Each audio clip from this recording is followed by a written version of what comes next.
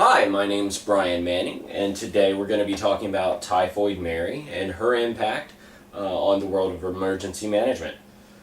First, let's talk about what typhoid is, because it is not very prevalent in today's society, so let's get a little bit of a refresher on what it is.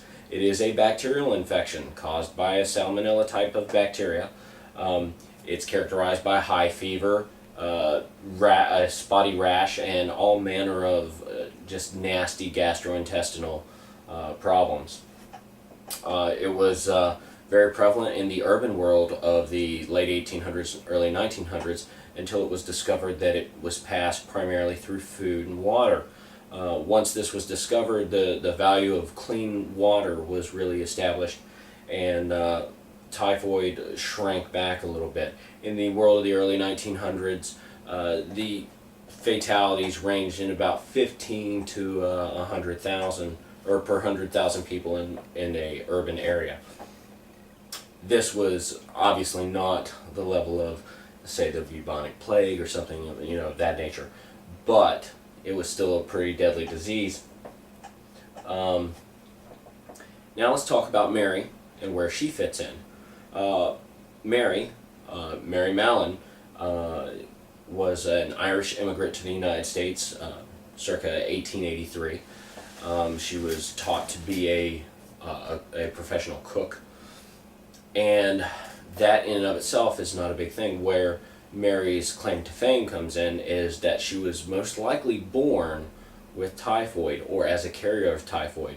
The most probable cause of this is that her mother contracted typhoid while she was pregnant with Mary, and through her mother she got the actual bacteria entered into her own system. So she grew up having the bacteria present, and then when she started cooking and preparing food for others, the small amounts of fecal matter and urine that stick to people's hands, especially back in an age before antibacterial soap and so forth, translated into her passing the bacteria on to others.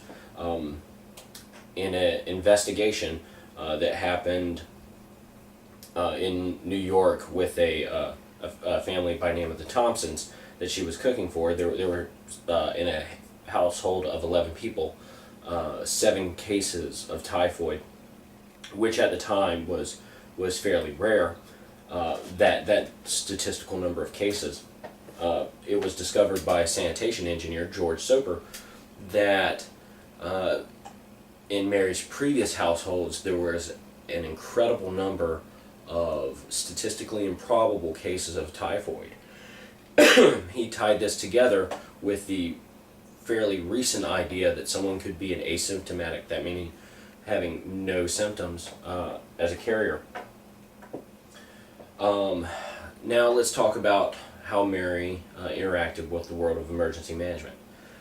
In a pretty famous story, George Soper tracked Mary down, went to her house, and basically in no uncertain terms told her that she was causing all these cases of typhoid, and that she needed to stop cooking. Well, this was her livelihood, and she'd never been sick, she said, so she basically chased him out. Now, the story differs on what method she used. Some say it was a rolling pin, some say it was a meat cleaver, some say it was a knife.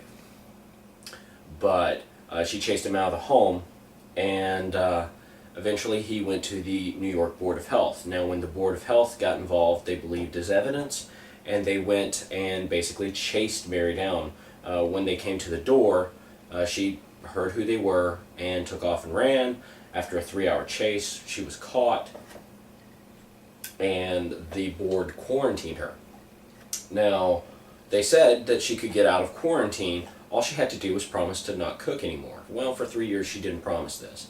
Then after 3 years she'd had enough, and she did promise this. She tried working as a washerwoman for a little while, couldn't make any money, and so she went back to working as a cook. When she went back to working as a cook, it was in a maternity ward, and there were 27 recorded cases of typhoid in the maternity wards since the day that she started. So when the Board of Health found her again, they quarantined Mary for the rest of her life. Some problems with this with the initial confrontation, and when they did release her, they released her on nothing more than her own word. But another problem with this is they weren't level-handed across the board. Mary was only one of 254 persons diagnosed during her lifespan, but she was the only one who was diagnosed as an asymptomatic carrier who was put into quarantine in the manner she was for the rest of her life. Mary unfortunately died while still in quarantine. So that's my presentation, and I hope you enjoy it, and have a nice evening.